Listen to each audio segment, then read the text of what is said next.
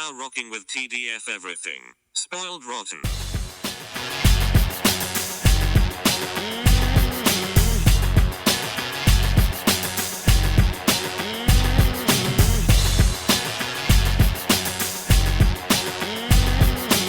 Spoiler alert.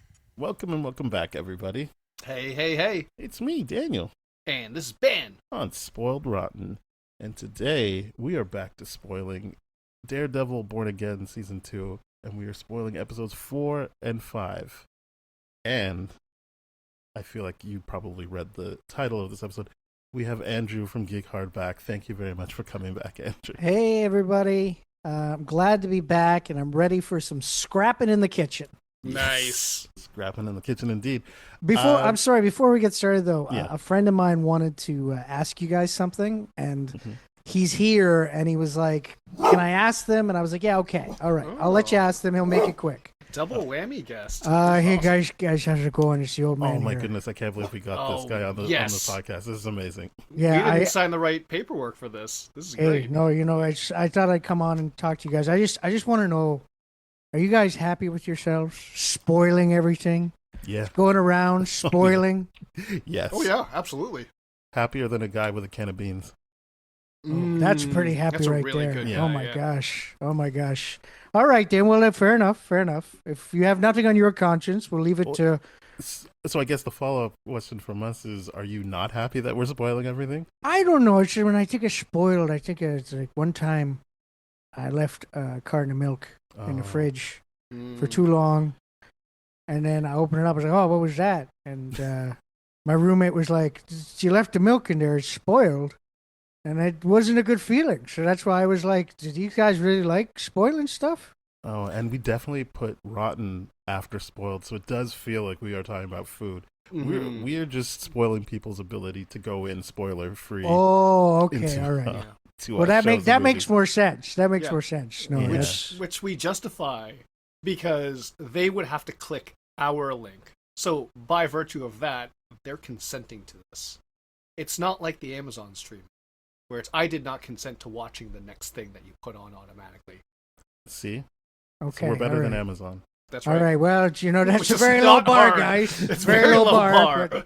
But hey, at least you're working towards something, I guess. Yes. So That's We right. got a plan. yeah. No. Well, if that's the case, you kids are all right. I thought you were like because food going bad. That's not fun No. for It's- anyone. Oh, no. We're just throwing away paychecks in this economy with that. Oh yeah, you don't want to do that. That's Yeah. no. That's why it's good to go with the preservatives. Like get yourself a good can of beans, some lima, some red kidney bean, some romano, some pinto. You got it made. All the good stuff. That's Yeah. right. That's right. All right. Well, I'll get going. I'm gonna go play some video games. I know you guys want to talk about the Daredevil, but I was just really confused, so I just wanted to I'm glad clear we it up. I'm cleared glad we cleared it up. that. Yeah, Yeah. this is amazing. Thank you very Yeah. much, old man. Me too. I'm very glad I'm not in your black book right now. This is great. Not yet. Yeah. Not Not yet. That's We've right. got time. There's a whole lot of year that I can screw I've up. got my eyes on you. Just You know. keep food off the podcast completely. That's right. right. That's right. I don't want to hear anything about something going a little stale. Yeah. That's right. All right. All right. Thanks. All right. I'm getting out of here. Enjoy And your there gaming. he goes. There he goes. The thing I don't like about the old man is that whenever I give him the mic, he acts like I'm not here. Yeah, I thought he was Yeah. going to incorporate you more into it, or like thank you for letting him take No, up. no. He's very needy. And then when I give him what he wants, he doesn't say thank you. No, That's he all. left very quickly to play those games. Well, he's in the middle of like an 8-hour playthrough of Super Mario Kart Marathon. Oh, wow. He's, wow. Nice. And since the second gonna movie, say he's been topical. playing nonstop. Yeah. Yeah. I mean, hey, we love it. I mean, honestly, I feel like we're really punching above our weight here by having have the old man on the show. Mm-hmm. I know he's in demand. He's in demand, definitely. Well, we are here to talk about the 4th and 5th episode of this season. It's going to be hard to come down from this high. Don't worry, I but- got good stuff, man. I got good stuff. I can be just as good as the old man. No, I yeah. mean my excitement. I have no issue seating the bringing the excitement up to you. This is Yeah, just we me don't being get like, starstruck very often. Yeah. yeah, what did you guys think of these two episodes in particular? Okay, well, before I get into what I think, have you heard the internet? Because apparently, episode 4 is the greatest episode of television of all time. That's what the internet said. I heard one person in particular, Nando V Movies, talking about it like that. And then in general, I just feel like every time an episode comes up, people are like, this is the best. But I think that's my algorithm and not necessarily the consensus. Well, like apparently the scores that it gets on like all the aggregators and stuff, it's like it's not just like, oh, this is great for a Daredevil episode, it's great for a superhero episode. It's ranking high as like one of the greatest put together television episodes of all time. Interesting. Oh, wow. Yeah. Okay. All right. Wow. That's pretty good. I mean, the internet is very rarely on consensus with anything, so I'm really happy with that. Yeah, no. So I'm happy that it was good. I enjoyed it. Okay, good. I'm glad. I was like, wait, I feel like it's going to be awkward if I say I like it. No, I just wanted to put it out there because a lot of people have been talking about it, so I thought I'd bring in let the internet chime in. You know? Okay, no, that's fair. Ben, how about you? How'd you feel about these two episodes? I'm not sure if I thought as highly as the internet did about episode 4, but I definitely really, really enjoyed it. Episode 5 is definitely one of those things where I'm like, they did all that just to get there. Well, that's unfortunate. Interesting. Yeah. Again, it's hard to follow up the greatest television episode of all time. It very much is. Well, yeah, I liked episode 4. Mm-hmm. I think episode 5 was not a bad episode, but yeah, it's hard to follow up that kind of forward motion and visibility for a character of that last episode. I said I've never liked him more than how MCU has treated him, which is Bullseye. Mm-hmm. Okay, well, speaking of Bullseye, episode 4 starts. It's New York State of Mind, right? Like they're playing Billy Joel. He's making really cool eggs. Yeah. New York State of Mind, the perfect choice for a song to start the episode. Mm-hmm. Now, the history on this song is that it was written back in 1975 by Billy Joel. He had just spent 3 years in L.A. He was taking a Greyhound bus back to New York and started writing the song as he was getting closer to New York. He just started feeling it, so and he finished it when he got home, and it became like a standard that so many people have covered. Mm-hmm.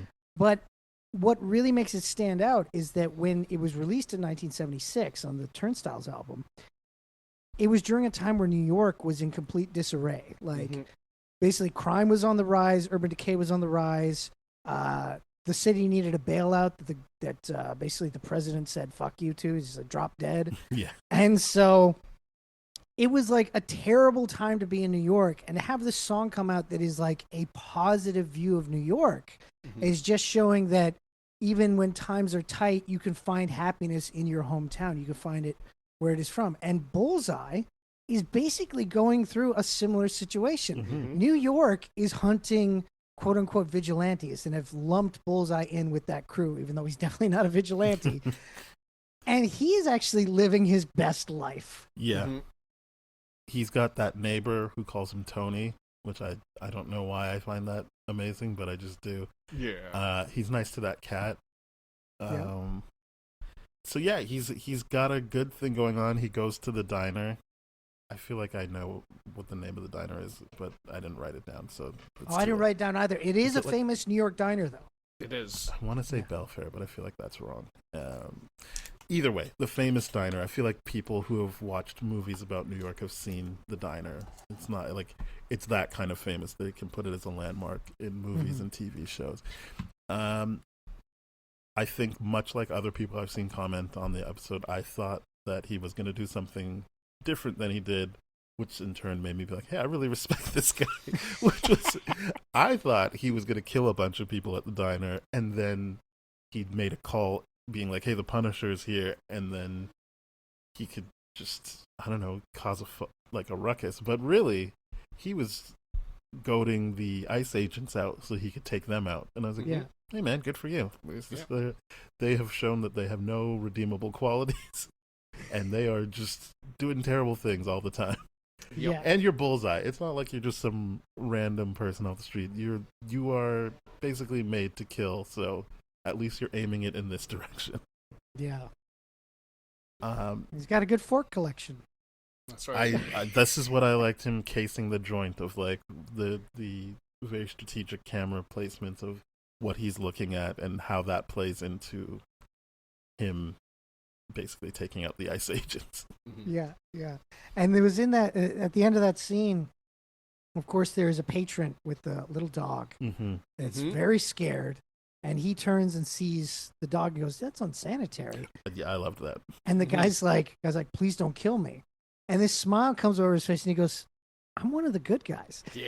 This is the only time where Bullseye gets to be the good guy in his frame of mind. So he's living up being the quote unquote hero. When he exits, of course, he takes the ketchup and he makes the Bullseye logo. You remember when we covered the 2003 Daredevil, and I said one of the stupidest scenes was when Ben Urich lit the match, threw it on the gasoline, and showed that Daredevil took time to make a big 2D. DD and gas on the floor. And I thought that was stupid. Bullseye making this symbol on the window, right on the money. It's exactly what Bullseye would do. Okay, fair enough. I'm glad you like that. I mean, I do like the double D's on fire, but this is also cool. Yeah, no, I'm a big fan of anything like that. That's why in like like The Crow they do that, and Batman and The Dark Knight Rises they do that. I'm just like, no, it's sick. I don't care about your logistics. It's cool.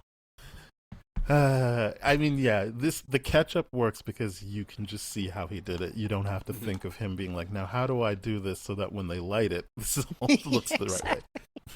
It's like, did he bring a stencil with him? Like, Yeah, see, I still like the overall effect, but the ketchup, as you've pointed out, makes it just like you don't have any questions. You see him do it. He's not counting on anything else other than people seeing what he drew in ketchup. Yeah.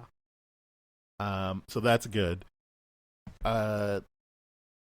We see another Mayor Kingpin video, which seems so weird because I watched this episode a while ago, and now I'm like, it's only been one other episode. But I'm like, yeah, they don't even do those anymore. But obviously, it's only been one episode. It feels like it's been forever since they've done this. They can't do it every episode, man. No, I wasn't even really looking for them to do it ever again.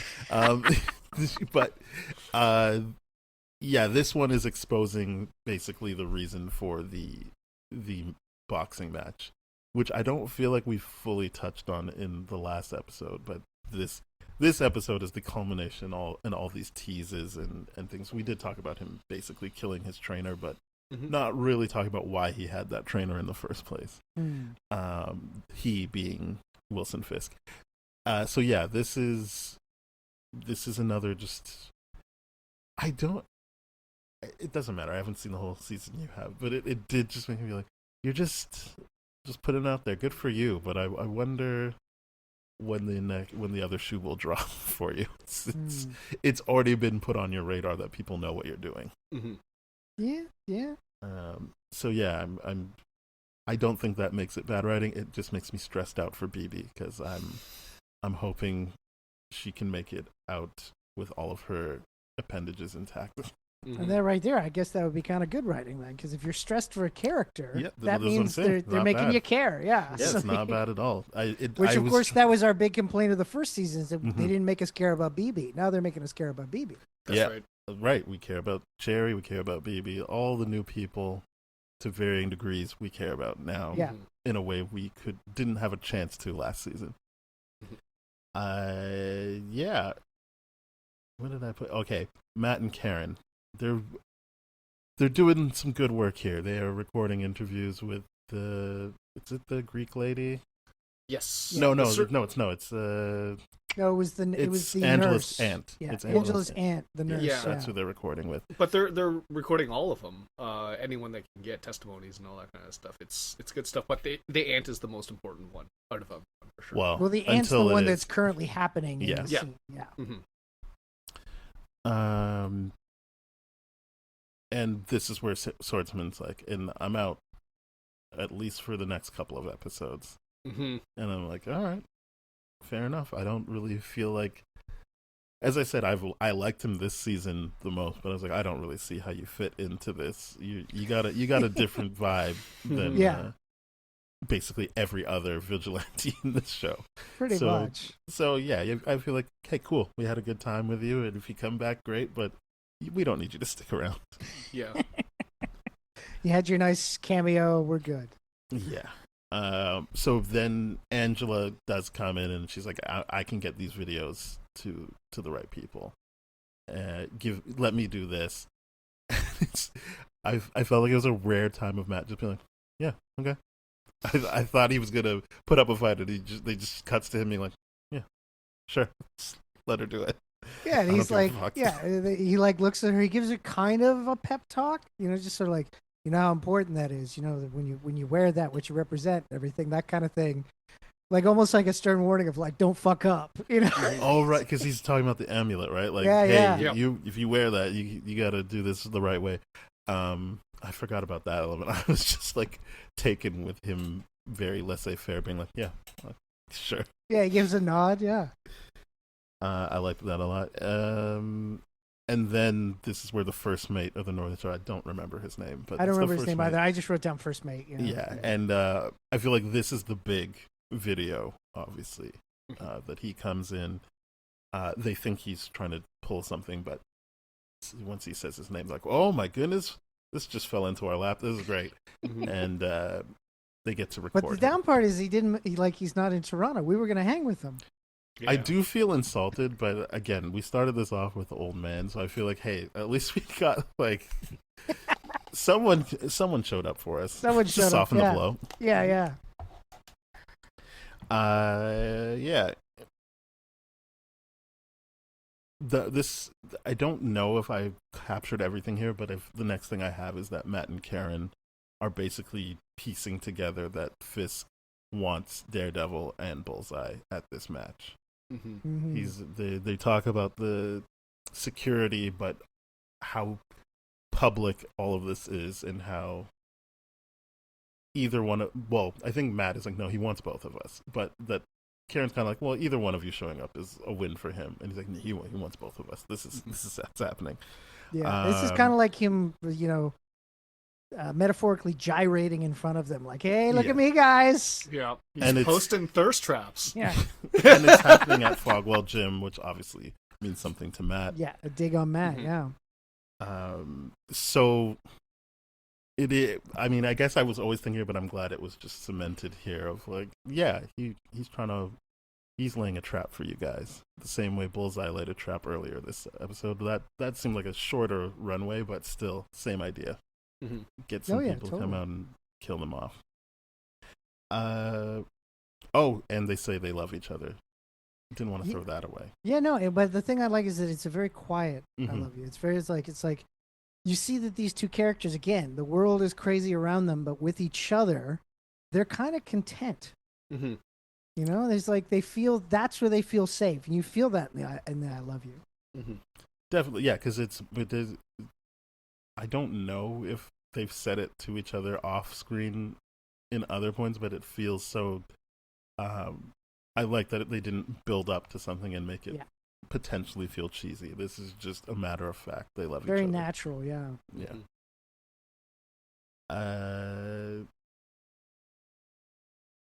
Oh yeah, Vanessa. She's about to go see the governor, but she does make it clear, I don't like that you're sending me away on the night of the fight, or so that I won't be back in time for the fight. It is. Well, the word I would use is infantilizing, but I don't remember the word she uses. Which is just like, what, you think I can't handle myself? This is ridiculous. Yeah, well, that's the thing, though. It's like on Back Issue Bloodbath with Batul and Neil, we've been talking about Daredevil stuff, and it seems like the only two things that Kingpin is obsessed with. In fact, one, like even like Daredevil is one, but most of the time, Vanessa trumps Daredevil on his obsession list. So. I get, so him sending away, given what kind of security is there, is because he knows he's inviting these two people to come and get him, right? Like he's not. And Bullseye has beef with Vanessa, so in his mind, he goes, "Bullseye will kill you." That's basically This is because well, we'll get there when we get there. But Yeah. it is a point that I feel gets lost as people discuss what happens at the end of this episode, which is that Bullseye has a genuine and justified beef with Vanessa. yeah. He's not, he's not just like He was a pawn in their game. she didn't catch a stray proverbially, like a proverbial stray. He's like, nah, I want you, like Yeah. I'm coming for you. Yeah, it's like the kingpin's important, but with you, it's personal. Yeah. They have their own interactions. This isn't, oh, I'm going for my enemy's girlfriend. This is, And hey, one thing you made an enemy out of me. Exactly. And one thing we didn't bring up last episode is that she's been having nightmares about Bullseye. That's right. See, I did regret that because it felt like the only question I had for this episode, which was tied to in the first 3 episodes, she has these, as you called them, like nightmares, but it always felt like she was kind of like, I can feel you coming, I feel it. And then I was like, you didn't feel it this time, though. This didn't work. That didn't work for you this time around. And I feel like if I looked at the directors, maybe it was just different directors for these episodes because because it felt like something you would want to keep going. Mm-hmm. I think as an actress, she plays, oh shit, I can't believe he got the drop on me, but the show didn't fully prop up what it felt like they were setting up. I also didn't bring it up because I didn't like it, but like it would have made it feel worthwhile if it felt more connected to thematically than just the actor being a very good actor and connecting the two things visually. Yeah, the story didn't do the work there. Yeah. But yes, you're right. That was a thing. And we'll get to what happens later. But yeah, that was a big deal. We see the ICE agents raiding Kirsten's office. I want to give a big congratulations to Kirsten McDuffie. Yeah. That's right. She finally gets to say fuck on screen. Yeah. It was great to see that. It was great to see her once again, like 2 episodes in a row, not back down. Yeah. I think it would be very easy for her to, any person in that situation, to be like, what can I do to just get through this moment? But she did not do that. She just stayed strong the whole time and told them exactly what was on her mind, and I respected it. Especially the moment where like, where is he? And she's like, why? Where do you think he's hiding? Why would he come back? Yeah. The like, swordsman is not here. Yeah. Why? Because I'm not even saying they set her up for that moment. I feel like it was just very naturally written, but it was just me like, why do you think he's here? Do you think that he thinks I know where I'll hide at my lawyer's? Right. Like, what? Well, I mean, but they're dumb, and that's what I'm saying. It's natural. Like it does feel like they're thinking. Yeah, because early in the episode, the fact that Bullseye calls in the Frank Castle sighting is just like, really? The guy that's been dodging police for months on end and escaped and all that kind of stuff is going to be in a public place like a diner. Really? They haven't addressed the fact that he escaped in the show, right? Like, we know he's escaped because of the post-credit scene. Yeah. But that was also, again, I'm not saying that's bad writing or they're dumb. It was just more like, why do you even think that he is there? I guess they're thinking he did escape. Maybe he showed up That's there. the thing. Also, the main group of ICE, like the top Powell and his buddies. Yeah. They're probably the only ones who knew they had the Punisher for the short period of time they did. They probably did not make it public. Yep. So in a dispatcher's mind, the Punisher's always been out there. Mm-hmm. Or either way, you got to send people because you've got a copycat. Yeah. But it was like, they don't know. But it didn't matter because that dispatcher did the right thing, which is, hey, I work for the bad guys. I might as well give them this tip. Yeah. Doesn't really matter how that turns out. It's just, I got a tip. I got to hand it over. That's right. Yeah, that's the way it is. You gotta check out all leads. All leads. So after that, Fisk is upset. I'm assuming he saw the Mayor Kingpin video, and he's just like, I'm just tired of all these leaks. You got to plug them, Buck. And they are momentarily, Mr. Charles has the drop on them, and he does his funny thing. I like it. Just talking about something that's not related. What was it, like cube shit? I don't know. Wombat. Wombat guano, yeah. cube. They're literally shitting bricks. I love that line. It's great. Yeah, I like that. And then he's kind of just, he does remind Kingpin, like, you get angry, but we held up our end of the deal, and you have not held up your end of the deal. Yeah, these weapons are still here. Yeah. They were supposed to go. They're not changing out. minds. Also. Yeah. Exactly. But the thing I like about the scene is, he's there, he's doing his Mr. Charles thing, he's getting on their nerves, he shows that he has power, but then in a split second, Fisk and Buck kind of shows like, that doesn't fucking mean anything here. You're in New York, bitch. And Buck proves, again, it's these subtle moments to show that, which is something that was missing in the first season, is showing that Buck is such a professional. He's a cold-blooded. He's basically, everybody talks about Bullseye being this amazing killer. Bullseye wishes he was Buck on how good he is at controlling a situation. Exactly. I could agree with that. That Buck definitely makes it look effortless. And I gotta say, now knowing that that Vincent D'Onofrio couldn't, he got irritated by the way Matt Lillard performed. Oh, he is. Like he would naturally get upset. He goes, "Why am I upset?" Oh, it's because his acting he really enjoyed his acting. That's amazing. Yeah. He's doing a great job. There's very few times where I'm like, Matthew Lillard is not doing a good job. Whatever level he's supposed to rise to, I feel like he does it, and he's doing a great job here. I was genuinely like, oh, how did they got the drop on Mr. Charles this time? How did that work out? But it did, because he pretends like he doesn't care, and then Kingpin is like, you got to call next time. But then as soon as they're off screen, Mr. Charles is like, shit. And I was like, oh man, look, they really got you this time. I thought you had a plan for that, but clearly not. No. Especially since he was like, oh, you can put the gun down, it doesn't matter. Or you can put your hands down, it doesn't matter. I'm like, so you're going to let him use his hands? Wow. Like, you really, I guess he just does not respect them. Yeah, it was the And idea. now It's he like, has I'm to. dealing with New York mobsters, basically. This is his thought process. Okay. Well, that's fair enough. But yeah, Buck got you. You're two guys down. Karen has to convince Kirsten to help out. I mean, yes, the important question Kirsten does with, well, like, how much is this going to mess up my life? I don't know that she got a satisfactory answer, but it didn't really matter. She's like, yeah, okay, I'm in. Yeah, because it kind of it's straight up, a good person can't help but do good, which was presented, set up perfectly 2 scenes before with Kirsten with the Ice Agents. Yeah. So, yeah, I thought it was a really good through line. And that she's still pressing anyone, like, where's Matt? And they're like, I just can't tell you. I guess they can't. It just feels like he's already gone to see her in person as Daredevil, and you got to start being like, how good of a friend are you with this guy? Because it seems like you might be able to catch on to some things.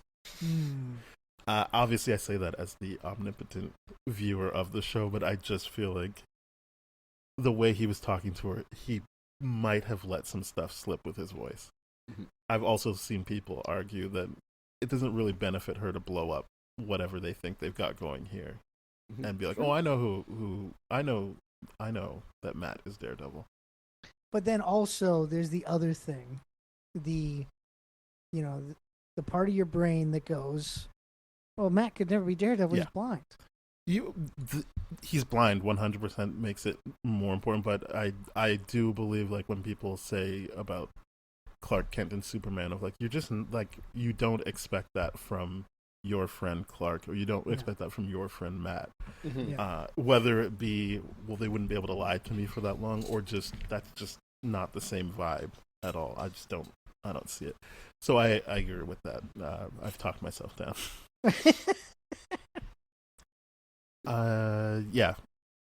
Vanessa meets with the governor. They have this thing about, hey, can you really control Wilson? I like that she's like, I can't promise anything.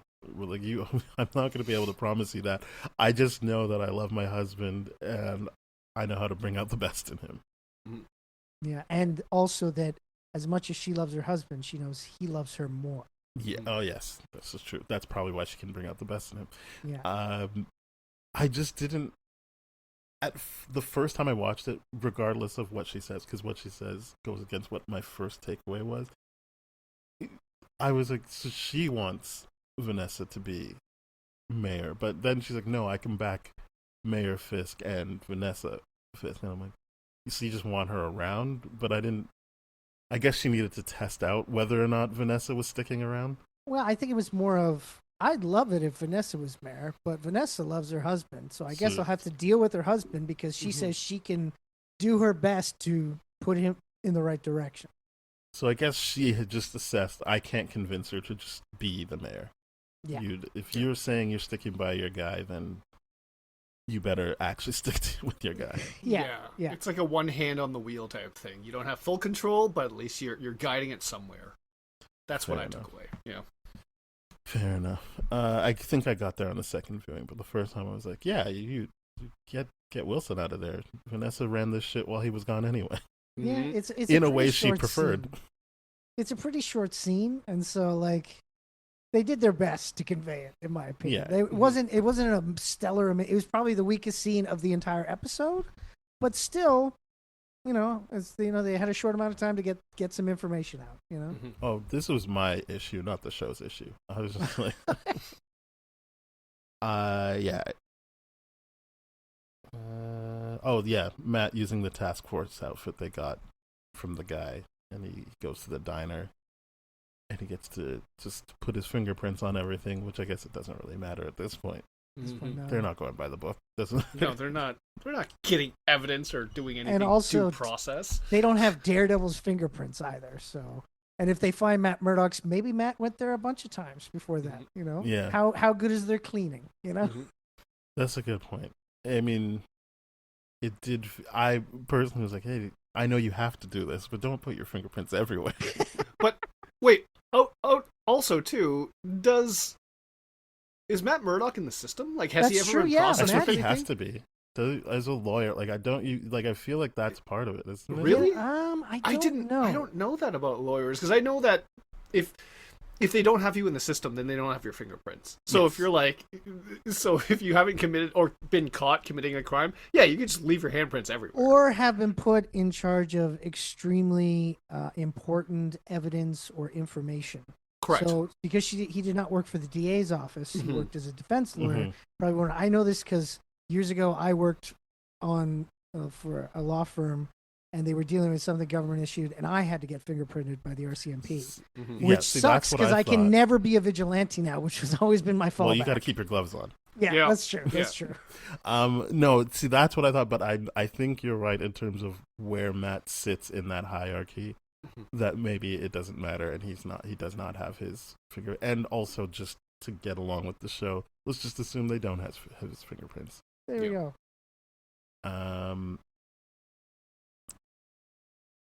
Yeah, so he's trying to figure out where Bullseye is, and then he gets to the church because he finds the Our Lady of Peace medal. Yeah, he made it into a church. That's cool. And well, here's the thing. Like again, I've complained about the lack of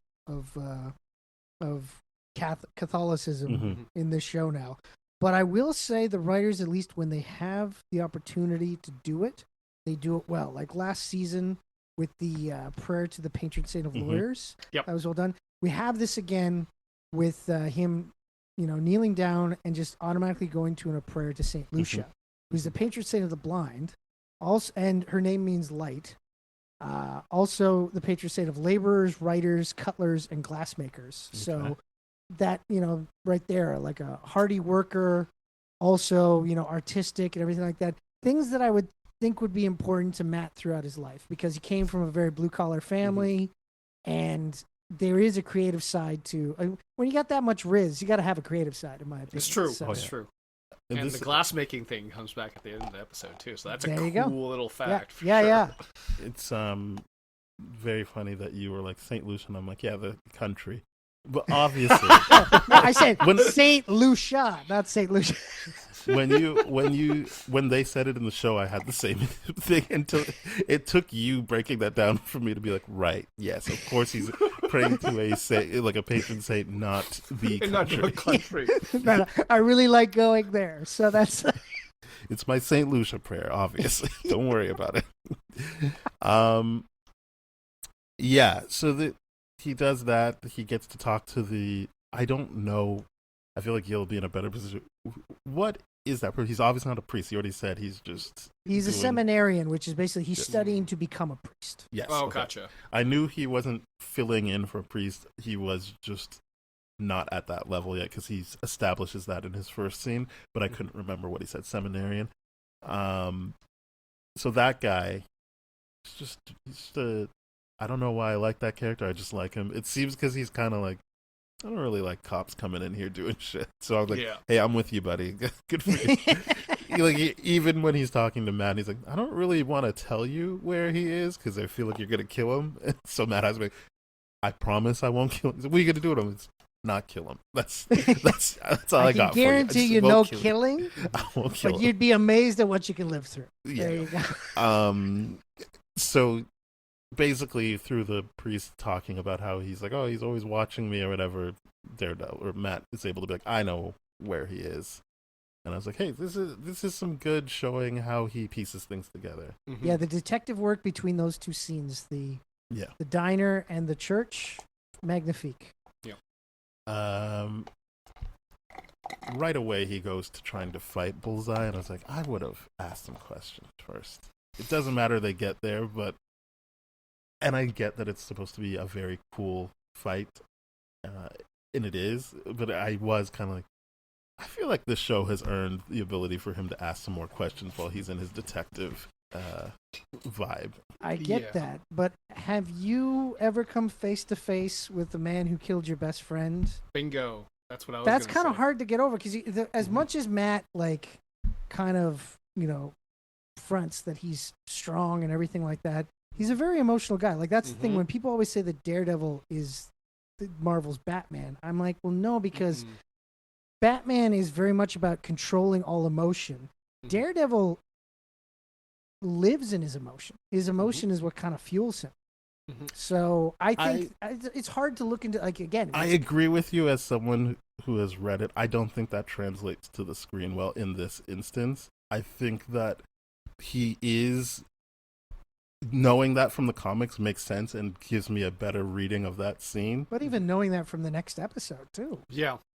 I think they're dragging their feet with that stuff. It's what part of the reason I don't really like it. I think that we did a whole season of him coming to terms with stuff, and then sure it can fall apart, but it didn't feel like it was falling apart.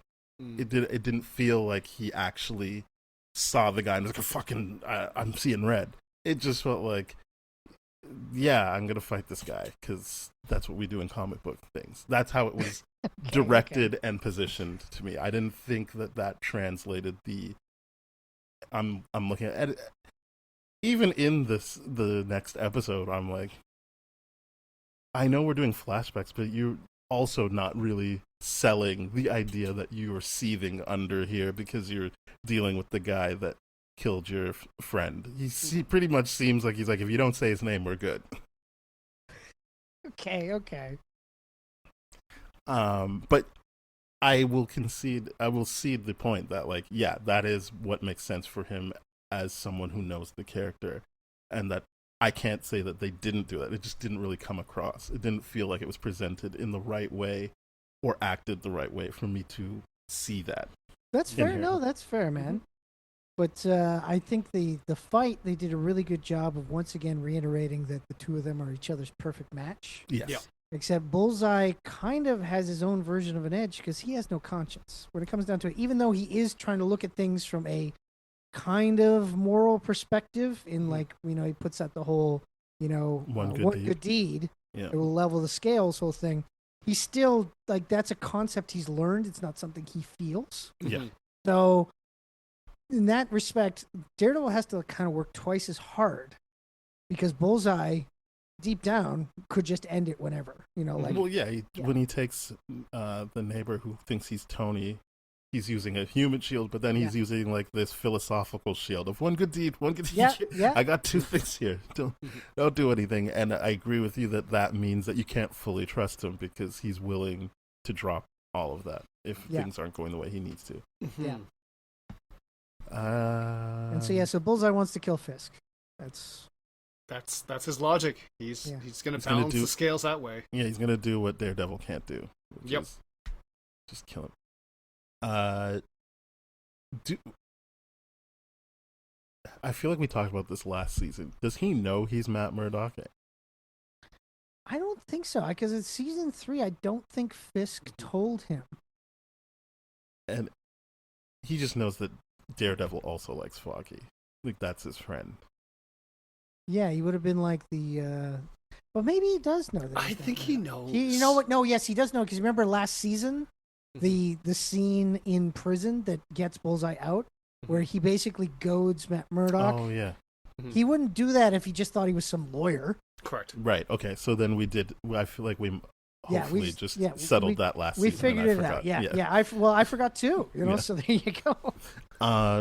Because I feel like I've seen other people be like, he doesn't know that he's Matt Murdock, and I was like, that can't be right. It just feels like he knows. It wouldn't make any sense. And I feel like even next episode only really lands for me if he knows that he's dealing with Matt Murdock. He knows. He knows. He's got to know. Okay. Otherwise, why would he care about? It's like he would start questions. It's like, why do you care about this Foggy guy so much? Like, what's going on with that? Well, I don't think he cares about that. I think he's just like, I got you, man. I killed your friend. Exactly. At that point, it's just like, who are you? Like, is Foggy your friend? I don't know if he didn't know the identity, but clearly he knows. So clearly he knows. Yeah, he definitely knows. He definitely knows, because remember going back to the Netflix era, he imitated Daredevil for quite some time, right? You can imitate Daredevil without knowing he's Matt Murdock. That's also true. Yeah, no, I definitely think it's because last season confirmed it though with the whole scene with them in prison, when him goading Matt so that Matt punches him in the face, breaks his tooth, so he's able to use it as a way out. Yeah.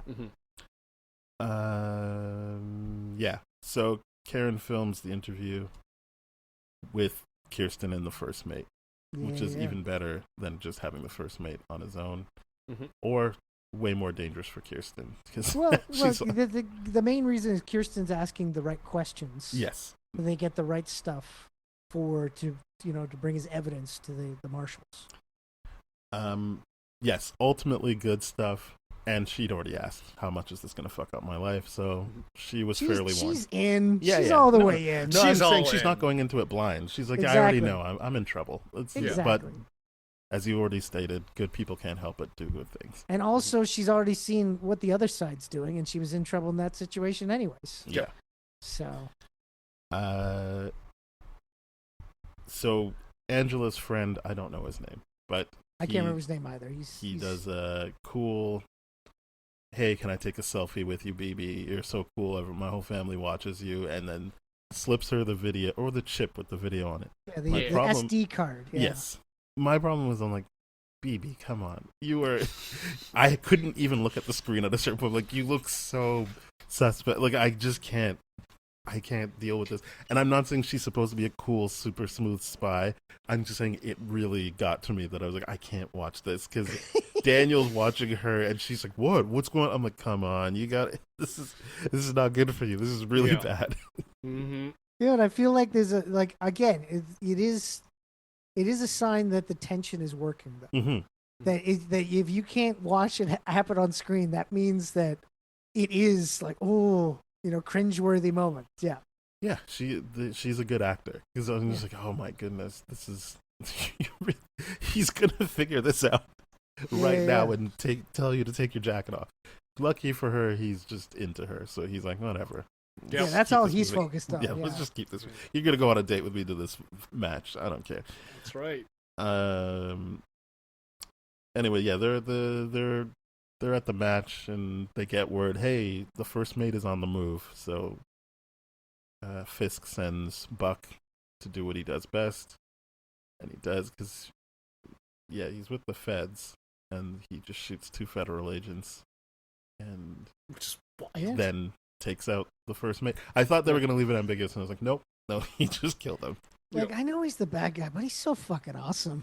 Yeah, he's so smooth. Buck with it. is cool. Let's just Yeah, let's he's do cool. it. There's no doubt about it. Yeah.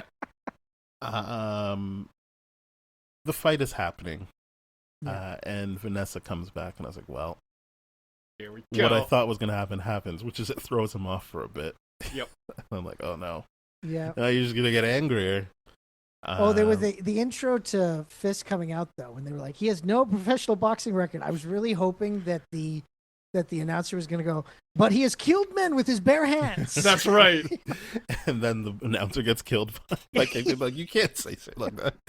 I will say though, the walkout was so ridiculous to me because what they clock Fisk at, like 325, and the other boxer was like 250 or something like that. Now I understand the heavyweight division is just above, like, I think 225 and all that, but 90 pounds or like whatever. I'm sorry, it was, are you asking? That's crazy. Why No. I'm not asking why. I'm just saying that was insane that it happened, and I get that they're like, oh, what? But I'm like, that's an insane weight class difference. No, totally. I'm just saying it's way insane. I get it, but then yeah. like that's you know, like, It's charity. It's not a real fight. you know how I hard it get is. all Yeah. And those also, things. do you know how hard it is to find a super heavyweight to face Fisk? Like, It's that'd be true, difficult. yeah. Or, But I'm I just don't like, even it's know how they found insane. anyone to fight him. Yeah, Yeah. totally. Unless they were like, hey, look, you're just gonna, shadow box for a bit, and then it's all good. Hey, kid, how do you feel about brain damage? You're already the champion. There's only way to go is down. So,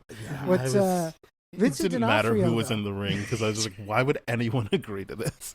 Even if you didn't know what Mayor Fisk is, or what Wilson Fisk is capable of, it's like, I can't possibly beat up the mayor. Like, Yeah. no one would let me get away No with that. good can come out of that. That's, you're this throwing is a that bad match. choice to be like, yeah, I'll do it. Yeah, True, you're booked true. to lose that match no matter what. But with that match, it was interesting is that because Vincent D'Onofrio wears a fat suit Yes. when he plays Kingpin, and so in this he knew his arms were going to be visible. So apparently he went into intense training to make his arms look good for the fight. They do. His look arms good. looked really good. Yeah. I was just like those like slow motion shots of the body shots where like you really see the delt and like everything. I'm like, yeah, he trained for this like crazy. This is wild. I love it. Then, yeah. And when He he wins wins. the fight, He when he wins. wins the fight, they give him the the champion's title, Yeah. and I'm like, oh man, can we have a Kingpin spin-off series where he basically goes around beating different boxing champions? I'd watch that show. Yeah. So she's just like, he's not gonna lay a hand on me, and I'm just like, I was very confident. I really want to know what they told that other person. Yeah. Like, Yeah. how real is this fight to that person? Because immediately when they do the touch gloves and he just knocks his gloves out, I gotta imagine the guy's like, I shouldn't have said yes to this. This is a really bad idea. Anyway, yeah, he wins. He's not happy that Vanessa showed up. It's but the you just reverse kick me. Rocky moment. You know Yes. how Rocky got excited He that got to be Adrian like, I was did it. there? I went the distance. Yeah, then he's Yeah. like, well, what happened to your hat? That whole thing. It's like, what the fuck are you doing here? Yeah, go away. We already had this conversation. I don't want you here. And then, yeah, Bullseye shows up. Now, we've all seen, I mean, you've seen everything, but we've all seen the next episode, so we know where this ends up. But in the moment, when there was a week in between them, basically Bullseye shows up, Vanessa shoots him, he throws the glass thing that Ben alluded to, and she gets part of that stuck in her head. Mm-hmm. I've seen people be like, oh yeah, like he messed up, and I was like, I feel like he did that on purpose. I feel like that was his calculation. That I'm gonna throw this, and the only reason it takes till the end of episode 5 is because he got shot, so something got thrown off in a bit in the calculation. Well, But I think he meant for that to happen that way. but he has to. He's going to guess that Kingpin is going to swing the title. Mm-hmm. That's what causes it to go Vanessa's That direction. I think I do 100%. You really? think Okay, that. wow, You okay. think I did not. I think that's the point of showing how methodical he is in the diner at the beginning of the episode. I think that's. Interesting. I don't think you can take it in a vacuum. That Okay. guy goes into a place. He's like, I'm going to do this, then this, then this, and I think he thinks in a show where they've already established he's doing all these things to piss off Kingpin, and he's also, I want that woman dead for what she did to me. I think he's like, I'm going to throw it that way so that when he hits it, he will feel a bit of guilt when it kills her. And it only took that long because he got shot, and part of whatever the faux science that it is that has him be so deadly got thrown off a bit with that shot. I'm gonna. You got me convinced. I It's- like the idea for Bullseye that he basically planned that shot. I can go. I'll go with that. I'll go with that. Definitely. Yeah, I feel like the only thing that he wasn't expecting was being shot in the stomach. I think he was like, I'm going to do this, and then now he's implicated in me killing his wife. Interesting. Interesting. Because I was thinking he would just straight up kill Fisk to play the mind games with Vanessa. Because it's the personal vendetta he's got against Vanessa, and then drag out the kill for Vanessa. But he's and all also that kind of been stuff. messing with Kingpin, though. Yes, he has been. So It's a good perspective that you offered there for sure. I've never really thought about that. I legit thought it's like, yeah, Kingpin screwed up. He should have. I think that's all part of his calculation. all part of Interesting. Bullseye's calculations. Okay, no, I like that. I like that a lot. Yeah. Yeah, especially because like you're right in the opening scene where he just throws the kitchen knife and he's not even seeing anything, but like in the next like cut, you see it's landed directly in the guy's neck and all that kind of stuff. It's just like, yeah, you make a good argument with how he Bullseye wanted that whole thing to play out for sure. I mean, I guess we'll never really know, but that is what I firmly believe, is that this was on purpose, Interesting. and he just wasn't expecting to get shot. Yeah. Okay. And like again, the outcome is great too, because it's like it shows how helpless Fisk is, this big strong man. Mm-hmm. When Vanessa is in trouble, when Vanessa is at possible death's door, that breaks him. He's a helpless child. Yeah. He's just standing, he lashed out, shot, he picked up the gun and shot, but Matt stopped him on that, and they got out of there. But then you could see it on his face, he's like, I don't know what to do. Yeah, I feel like if I were there, or if I were Kingpin and Bullseye, I'd be like, stop fucking up my shots. I hate you, man. Don't you see that I'm owed this right now? But yeah, it looked really cool when Matt stopped it and took Bullseye out of the arena with him, or the state, whatever it's called, the gym. He took him out of the gym. I liked that look of that. Oh, it was great. Yeah. Next episode 5 starts with what I feel like is their kind of visual motif. Wilson and Vanessa on the beach in all white. It's nice. Well, also I guess there's a audible part of it because you hear the waves at the beginning of the episode as well. But then, stark contrast, it's Vanessa all wrapped up in a hospital bed, and yeah, Wilson's really going through it. But he's like, he wants revenge, but he continually says to Powell, I want them brought in alive. Yes. Because he knows, well, Powell and these guys, these are just like chuckleheads who'll, shoot first, ask questions later. He stresses to the point so that Powell he has to knows. say it twice. He's like, no, it has to be alive. Because it's like, it's there because Powell has to know that Kingpin will kill him if he kills them. That's basically it. Yeah, he's kind of like, not kind of. He says you can use whatever you need to bring them in, but you are bringing them in alive. That's what's happening here.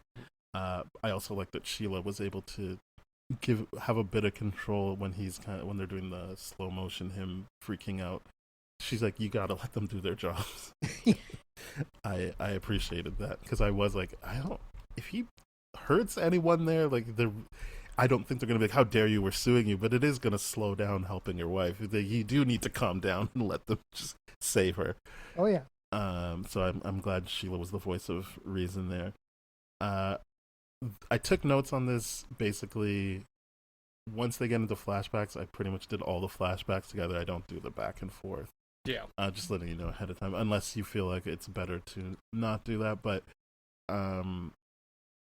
this is not a flashback, but Daniel is trying to basically keep the news outlets at bay. They don't want anyone to know where Vanessa is. They don't want to comment on if she's alive or not. But BB shows up again, just making me like, come on. I mean, I don't even really know what the benefit of this didn't feel like she was doing a greater good here. Here's what I like. Here's what I like about the scene, though. Like the scene that comes after that was kind of surprising to me, but what I like about the scene is that you can tell that he's like, come on, Yeah. I don't want to turn you in. I know it's gotta be you that's leaking my shit. And she has a moment of like actual, like it's short, but she has an actual moment of friendship there when she realizes, oh shit, a lot of shouldn't shit's be going here. on. I really shouldn't be here. Yeah. And that moment, that like it's very real. And I thought that was really good. Now, since we're not because the flashbacks thing, we can just say right here that she does leak the information. Like Yeah. it does feel like immediately. I don't actually Almost remember how it plays out, immediately. but you Yeah. are just like basically the next time you see Daniel, he's seeing that she leaked the shit. Yeah, and he's like, "Fuck, no, I didn't want her. I told her not to do this in my own way." Yeah, it just especially since she said like everyone else is trying to get this information. I need to get it. I was like, you're not even selling it like you're helping That's right. the public by giving them this. They don't really need to know this information. It doesn't help anyone.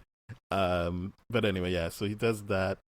And this is where I just piece it together with everything to do with Buck and Daniel, which is basically, yeah, Buck is just like, hey, buddy, why don't we go for a hot dog? And I like that they play everything out. So, like, he takes Daniel out to Albany, goes to a hardware store, he does the show of, well, I got a shovel and a thing. But before he comes out, I like that they show Daniel, like, starting up the car again, and then just being like, nah, where am I going to go? What am I going to do? And just stays. Hey, I respect him even more now that he's like, whatever. If he's gonna kill me, he's gonna kill me. Yeah, no, totally. If he's gonna kill me, he's gonna kill me. And like Buck is kind of like making him have that on purpose. He's making him feel that. Yeah.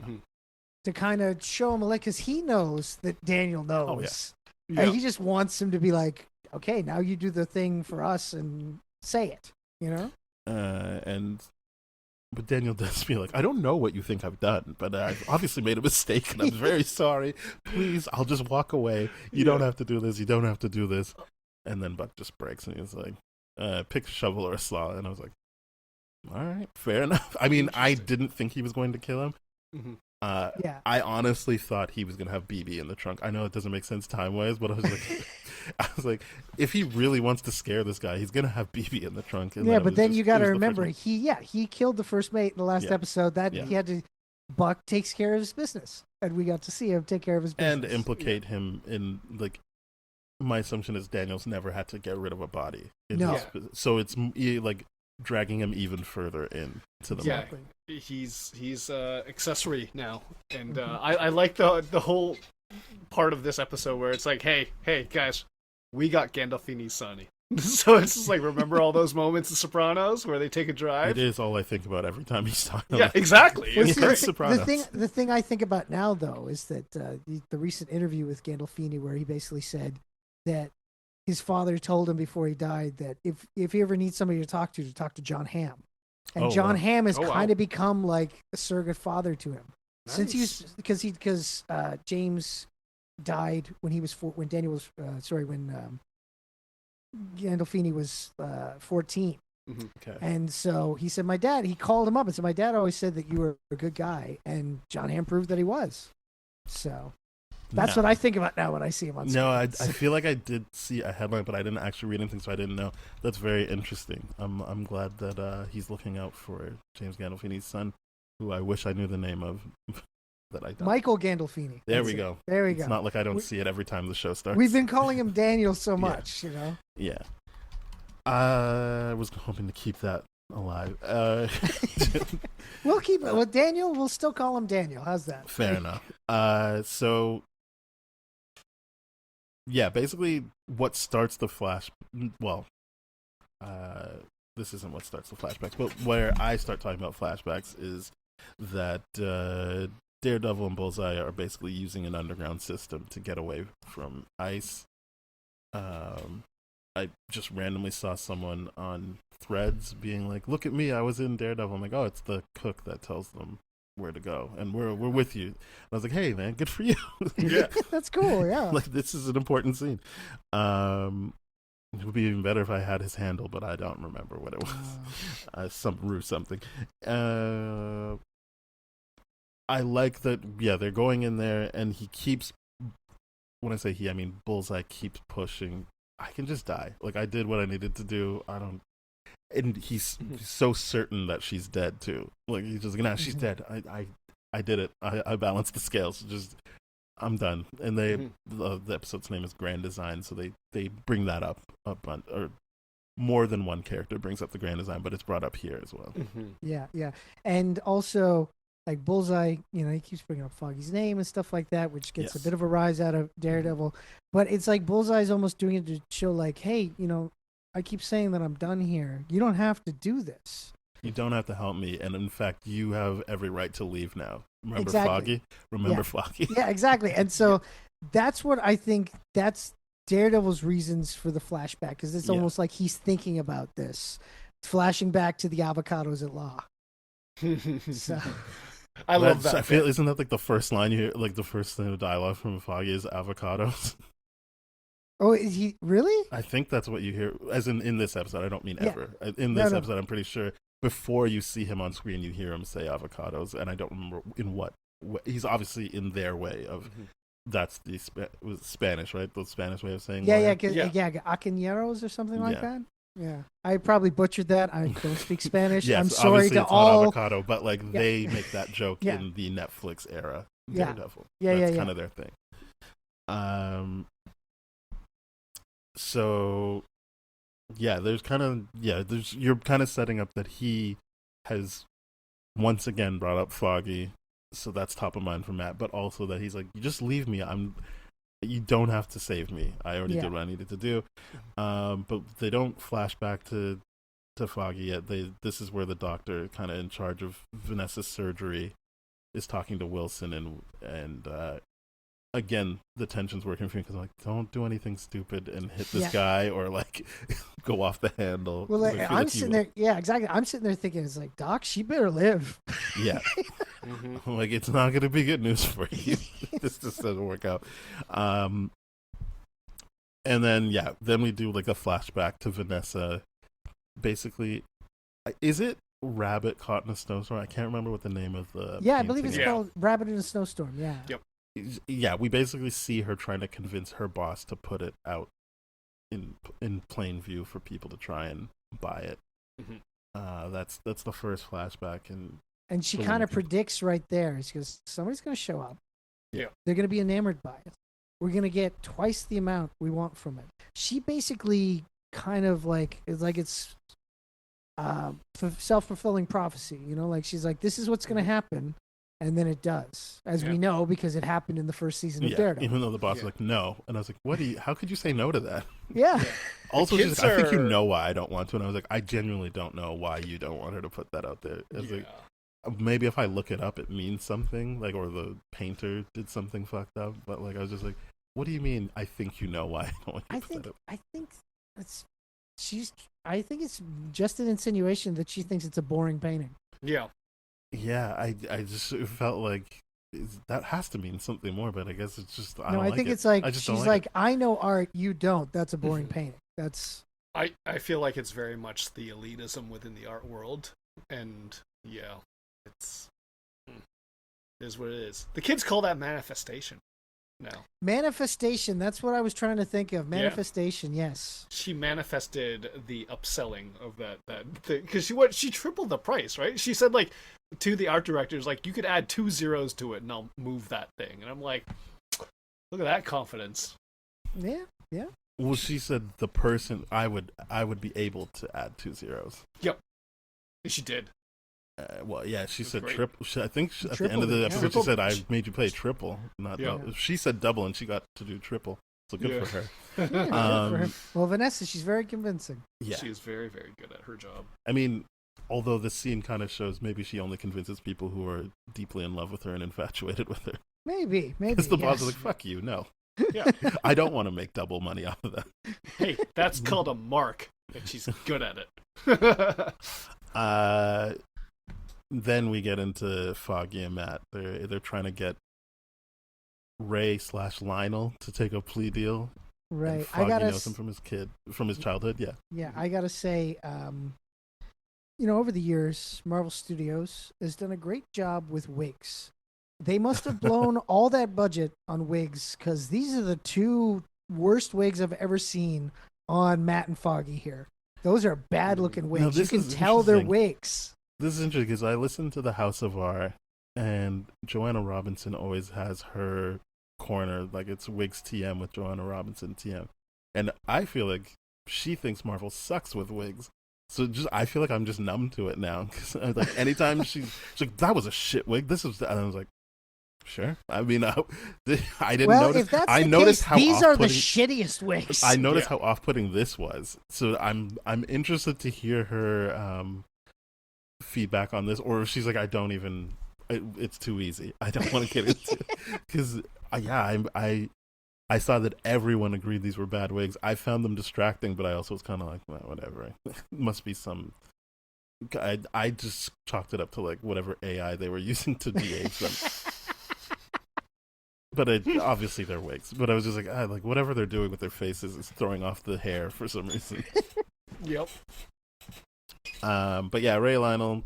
I keep calling him Ray Lionel because Lionel's his real name. Lionel's his real by name, Ray. but he would rather be called Ray.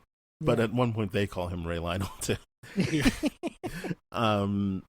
Yeah, he's like, I can't take that plea deal. I'm sure they told you to do that because you work for assholes and they work for the people I'm working with. Mm-hmm. But they're going to kill me. It's not going to be 5 to 6 years. It's going to be 24 hours. And I'm like, oh, we're having another time where someone is able to convince Matt. Well, he doesn't convince Matt, but talk to Matt and be like, we can't just do this by the book. You understand? And I felt like they made it different this time. It wasn't just the same beat from last season with the whatever snack he stole. Right. This was very different, but valid as well, which is if you think you're carrying out justice, you're not. You're just letting someone execute me and take the law into their own hands. Yeah, no. I think Ray is a good character because it's just he's so different from the world that the Matt Murdock of that time lives in. Whereas Foggy, having grown up in the same apartment building as Ray, he still has ties to that. So in his mind, that makes automatic sense where Matt, because of his love of the law, is trying to fight it. Whereas Foggy is more about humanity than the law. So yeah, they set up two things after that. Again, not actually in this order, but I just put everything together. They set up the two things that they have their allowance where they are building up to buy their own practice. Yeah. And that Foggy finds a clerical error. Which is, again, that's something that has now become a continuity thing because the first season was all built around Foggy finding not a clerical error, but a loophole. Yes. So. Well, it just seems like he is a good lawyer, or what he said, which is we have to represent our clients to the best of our abilities, and it feels like he does that very well in the Netflix era. And obviously, he dies at the beginning of this era, but they're reminding us that he's actually good when he's able to be present and do his job. Because he's the conscience. He's the conscience of the show. It's rough to take him out in your first season, then, but yeah. Oh God, yeah. I keep hoping. I keep hoping they follow the Ed Brubaker story and find a way to bring him back. Yeah. I think that's why I struggled with this episode. I'm like, why are you reminding me how good this could? And I don't even really like Foggy, but you can't deny that like he makes Matt better, and he is good at what he does, and it's always good to watch people be good at what they do. And he's kind of different from the comic book Foggy. The comic book Foggy, it took a very long time for Foggy to be a good lawyer. He started out as a very confident lawyer who wasn't very good, then lost his confidence, still wasn't very good, and it wasn't until, I'd say, probably the early 2000s when suddenly Foggy becomes like a good lawyer. So... yeah, I mean, he could come back. It just was like, well, there's a lot of going down memory lane for someone who can't come back. But then also fun. You got to remember is that technically this flashback is from Matt's perspective. Yes. Oh yeah. So he is painting Foggy in a saint-like light because in his mind he is a saint now. So he was maybe Foggy wasn't that amazing, but in this he's shown as so amazing as a person, as a human being. Oh, like you mean like just the way he stood up for his friend, his childhood friend? Yeah. That whole thing, just kind of convincing, saying to him that it's like, we got to help supposed people. to be the Catholic here. Yeah. Which, again, they went back into his Catholicism, which we said was missing last recording. He's just like, and I like that this also sets up him being like, oh, so you want to guilt me? And he's like, no, this is about mercy, which I appreciated as a way to close this out, but to introduce it in that argument where he's kind of like, you can't, I guess he's like, this is suppression of evidence. He's like, well, you're using suppression in a very inflammatory way. But he's like, yeah, man, aren't you Catholic? Like, don't you? And he doesn't say you're supposed to feel guilty or whatever. I think he always meant to be building up to the mercy thing, but Matt tries to cut him off. And obviously that is very important for how this plays out in parallel with him in the present with Bullseye. And not feeling guilty about Bullseye, but showing him mercy and wanting to go back and get him. I guess I just cut off that talking point for later, but maybe we'll come back. But yeah, basically, they obviously agree to show that, hey, you got his address wrong. This is the problem here. This is a clerical error. You got to throw this out. So he's in his apartment, and while this is happening, we see that Wesley is back in a flashback with Kingpin. Wesley made sure that that Kingpin didn't make the mistake of getting into Bitcoin. Yeah, no crypto for him. And he said, I gotta say, I didn't like Wesley before, but now it's like, well, he at least got him out. Didn't get him into the crypto. He got him away from Bitcoin. He set him up with Vanessa, and he introduced him to Buck. I'm like, this is a pretty. It's winning on all accounts here. Yeah, retroactively, Wesley has become much more relevant. Yeah. I also was like, oh, he wasn't British? Like, I genuinely thought he was British in the Netflix series. You thought Wesley was British? I don't really remember him. It's not like he's always had that kind of deep voice. Oh, no, I wasn't even saying, like, hey, did they mess up? I was like, oh, right, this is how he talks. Like, right away, I was like, yeah, that's Wesley. Because, I was just like, wouldn't he just trade out for another British guy? Like, I've been thinking that up until this episode. I'm like, oh, yeah, he's not British at all. And I like that Buck is way, like, he feels like more, like he's doing, like, Cockney accent more here. Right, yeah, he hasn't become, very... He hasn't become Buck in full yet. He's still, like, just the Artful Dodger for now, or whatever. Yeah, pretty much. So yeah, that basically they're paying him to kill Lionel or Ray, depending on when you've met him.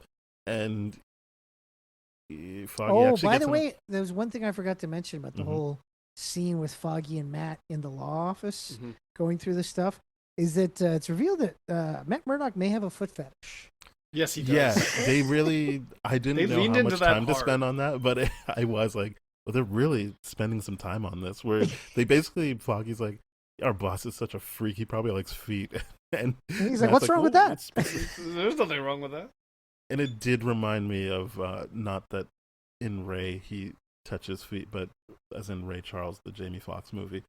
In Ray, he would touch the hands and the wrists, and I was like, maybe like he does feet and ankles instead of hands and wrists to be like, yeah, she's probably hot. All right, continue. But I did like that he wouldn't really let it go. He's like, to be clear, I don't have a problem with feet. It was really, really funny in the middle of a really good debate between the two of them. It was so funny. Yeah.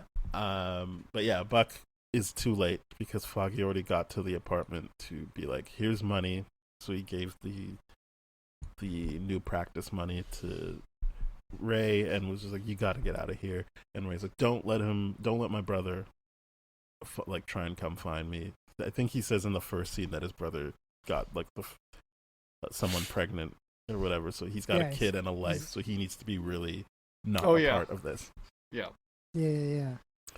But then Foggy's like, well, he has you, and I'm like, I mean, I think we should listen to Ray on this. Maybe let him get away first and wait a bit before you bring other family members into this. People still might be after him. Yeah, and when Foggy comes down the stairs, of course, Matt is there. Yeah. Because Matt knew that Foggy took the money and gave it to Ray. He just thought about it. Yeah. He knew that was going to happen. You spend enough time in a room with someone, you just get a vibe. And I'm like, well, fair enough, yeah. And this is, I kept thinking this is when Foggy knew he was Daredevil, but it obviously is not, which is this predates season 1. I'm just exactly. I'm just like, in fact, he seems way more present now. What is he doing as Daredevil and stuff? He's not even Daredevil yet. So there you go. Well, there you go. Because because they've just gotten out of law school. Right. So he hasn't had time to realize he needs to be Daredevil to catch the people who slip the crime. Got it. Well, it's a good thing you're here.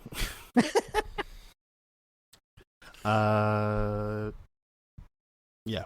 Basically, Vanessa wakes up out of surgery. That was the end of the flashbacks. Basically, nailing home the point of mercy over guilt, and showing that Daredevil's got to do the right thing and get Bullseye out of there. But he has a foot fetish. I will can't say, forget that. The thing also is that the big final moments for them are in the church, and the seminarian tries to hold the wolves at bay, but the wolves don't give a shit about. He's like, I don't really like that you have weapons. You can't bring those in here. And they're like, all right, that's enough. We've let you talk long enough. Yeah, that's enough out of you. But Matt is able to get Bullseye out of there, and Ice doesn't get the win. They got the blood, but I guess it doesn't matter because they already knew he was in there. Yeah. But now they got proof. So yeah, I guess to wrap that up, he takes Bullseye to Karen, who I think properly pulls off. Like, what the fuck is this guy doing here? Karen is pissed. Yeah. Oh, absolutely. By the way, she already said earlier in the season, I don't give a fuck. He killed Foggy, so fuck him. Yeah. So, yeah, you're asking a lot to be like, hey, Karen, help out. I'm like, yeah, maybe try a different way. And I get this is the Matt Murdock way, but it's just like, come on. Yeah, you're asking a lot here. Yeah. You got to ease someone into this. Yeah. You know who you're talking to. By the way, in the church, he definitely makes a reference to the night nurse, right? He definitely does. It's like, I know a nurse that can patch you up or something. Yeah, that's definitely a throwaway line. Claire Temple. Yeah, Claire Temple, yeah. Yeah. So I was like, oh, we're going to get Claire Temple? No, we're not going to get Claire Temple. I didn't probably think not. No. Yeah. But I was like, nice that they referenced it. Yeah. Good for them.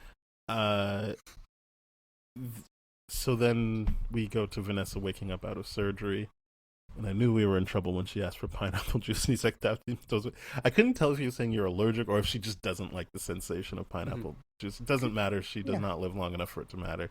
No. She's like, yeah. And then I thought they were going to do her brain chemistry is altered because she's at one point like, why did you scare her like that? And then when I don't think she was upset about that so much as when he goes, well, I was just so scared I was never going to see you again. And she's like, oh, I've never seen this side of you. I was like, oh, that's where we're going with this? But then she did the old, I need pineapple juice. You don't like pineapple juice? She's like, let's try. And then it was sad. She's like, well, tell the story of how we met. And then immediately when he's done, she's like, tell the story. I'm like, oh my gosh, here we go.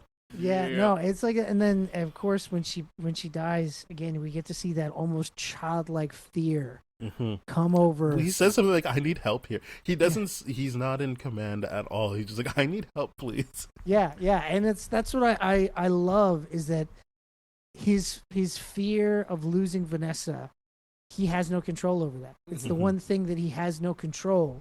He has no control over the way he feels about Vanessa. He has no control. He can't save her here. No. And so he feels helpless and he becomes like his big baby, which for a guy that exudes confidence and control, it's great to see this grave weakness that they always do a really good job of coming back to in each of the seasons. And I thought they did a really good job here. Yeah. And then, I'm just going to assume she's dead and we go to the waves that started the episode, but no picture, just credits and waves. Yeah. So we'll see where that leads us next time we talk about this. Was there anything else you want to talk about the episode? I don't think so. I think we covered pretty much everything. Nice. Yeah. No. I think we did a good job. So we got it all. We got it all for sure. What about? Do you have any suggestions for people to read anything this episode? I do have a couple of picks. Excellent. And both of them are Bullseye related. All right. Yes. The first is actually a 2-issue miniseries called Bullseye Perfect Game. It's written by Charlie Hudson with artists by Sean Mottenbrough.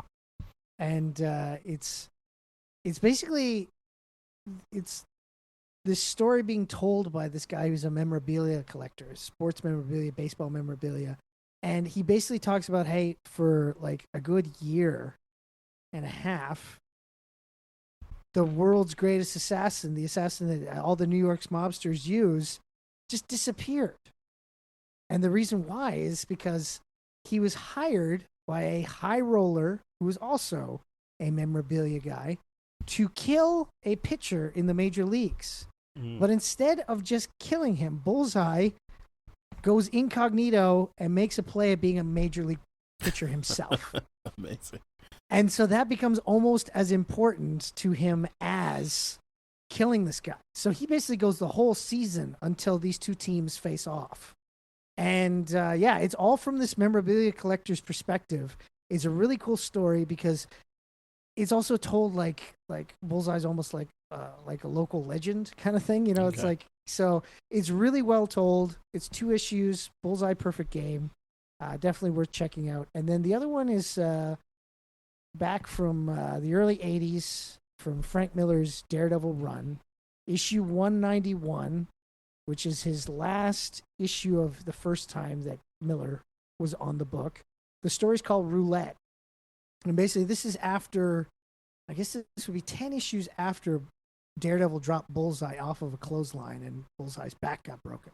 So Bullseye's been spending this entire time in traction, in a hospital bed, and Daredevil sneaks into his room with a gun with 1 bullet in it. And he forces Bullseye to play Russian roulette with him. Interesting. Not he doesn't give the gun to Bullseye. He just points it at him and spins because Bullseye can't move. And he tells him the story that like Bullseye, Daredevil's basically going through a questioning of what does it all mean because of something that happens in the story. He basically tells a story to Bullseye of something that just recently happened to him as Matt Murdock, the lawyer, and as Daredevil, and how it affected a small boy's life, and not in the right way, and just kind of negative connotations of like the world of like living out on the streets and being a criminal, and how you might end up being like your dad, and all this. It's a really interesting, introspective story. And it's just 1 issue, and it's a great swan song to Frank Miller's first run on Daredevil. So Daredevil, issue 191. I'm looking forward to reading those. Those sound really cool. There you go.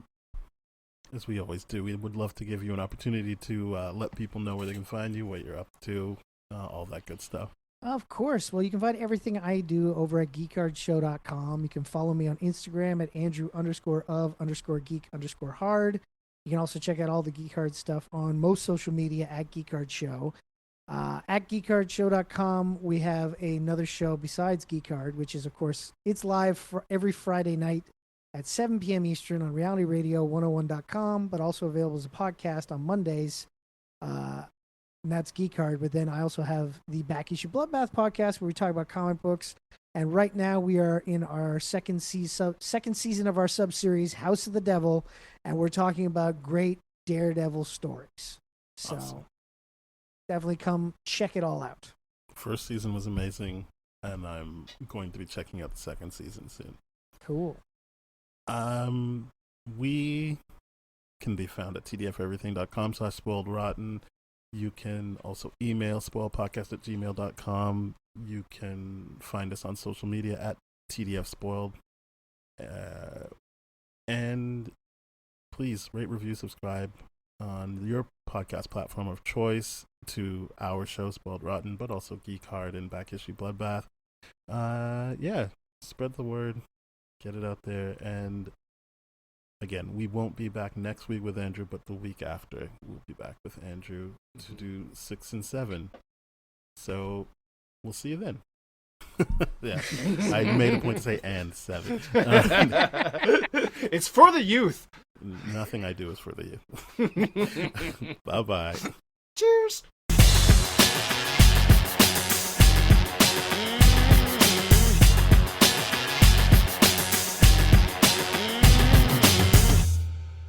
This has been a TDF Everything production, brah.